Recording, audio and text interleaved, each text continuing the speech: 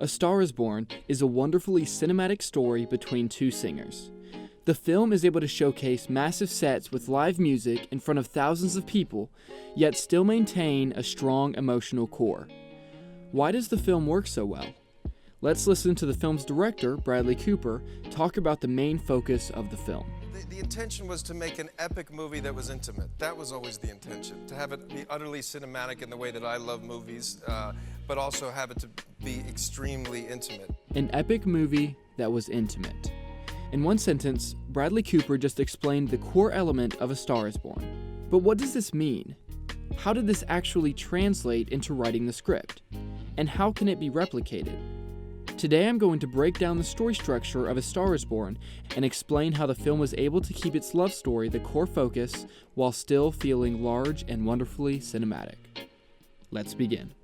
So there are three key parts of the story that I want to focus on, and they are the story's two major turning points and the ending. Let's start by looking at the first major turning point, the very beginning of Jack and Allie's relationship. Around 20 minutes into the film, Allie and Jack spend the evening together getting to know one another. This sequence is small and intimate. The setting remains purposefully average and common, a bar and a grocery store. This is the setup for the major moment that will follow. The goal is to get the audience invested in the emotional relationship between these two characters. Ain't it hard keeping it so hardcore? Is that me? That's you.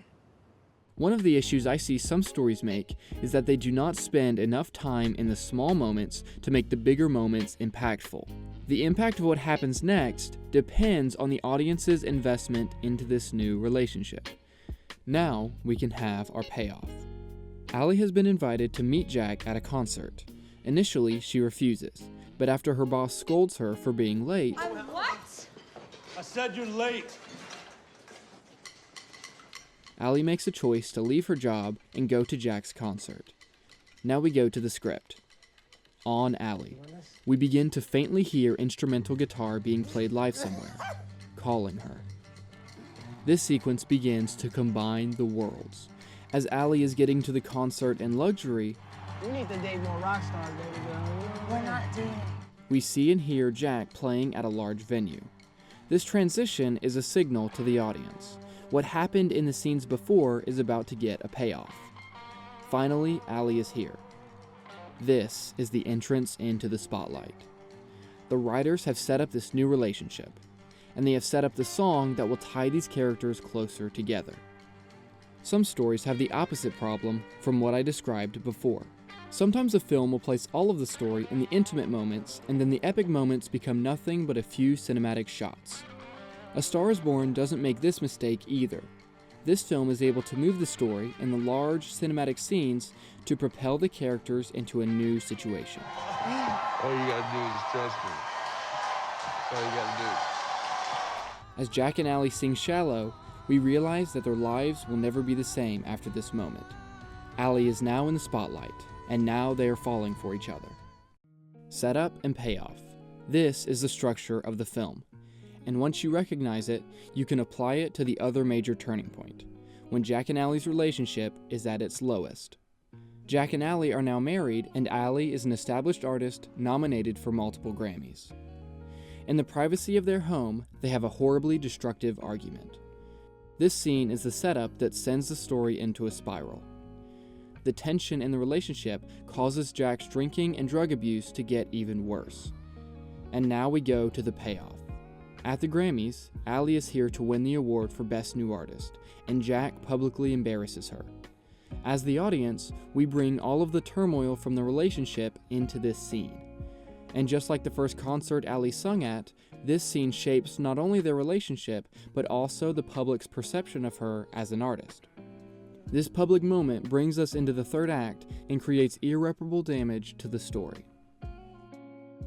So now we are past the second major turning point. But I want to take a look at the ending of the film and show the similarities and differences between it and the major turning points. The end of the story seems as though it doesn't follow this pattern.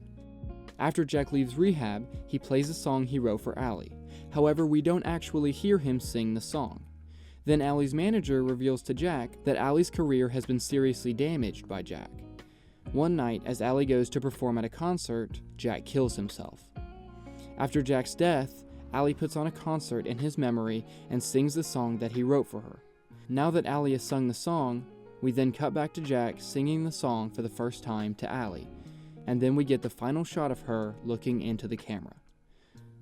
So this seems to break the pattern I have explained previously. But let's take a look at what happens when we take all of these scenes and present them chronologically. Jack leaves rehab and plays the song he wrote for Allie. Allie hears the entirety of the song. It's the last song Jack played for her. Then Allie's concert happens simultaneously to Jack's suicide, followed by Allie putting on the concert as a tribute to Jack. When we order the scenes in this way, we realize that the pattern is still present. The intimate scene with Jack singing the song to Allie creates the payoff in the concert that takes place after Jack's death. The first two turning points give us the structure of the story. Then the end of the film plays with that structure by placing the moments out of chronological order. Placing the events out of order subverts the audience's expectations and creates a more powerful ending. Film is a great storytelling medium because it can create these massive, epic moments. Novels cannot do this. Theater cannot do it either. Only film can actually get you to see it. This is one of the reasons that it is so powerful. However, we should not forget what actually makes stories great. Characters, personal struggle, difficult choices. These elements must sit at the core of our stories. And when you create structure that serves this purpose, it brings you one step closer to creating a compelling story. When you are writing a story, remember that structure is usually not a hindrance as much as it is building a place where you can be creative without losing what you are trying to say. Use structure and rules to your advantage. There is no great creativity without restraint and focus. Thanks for watching.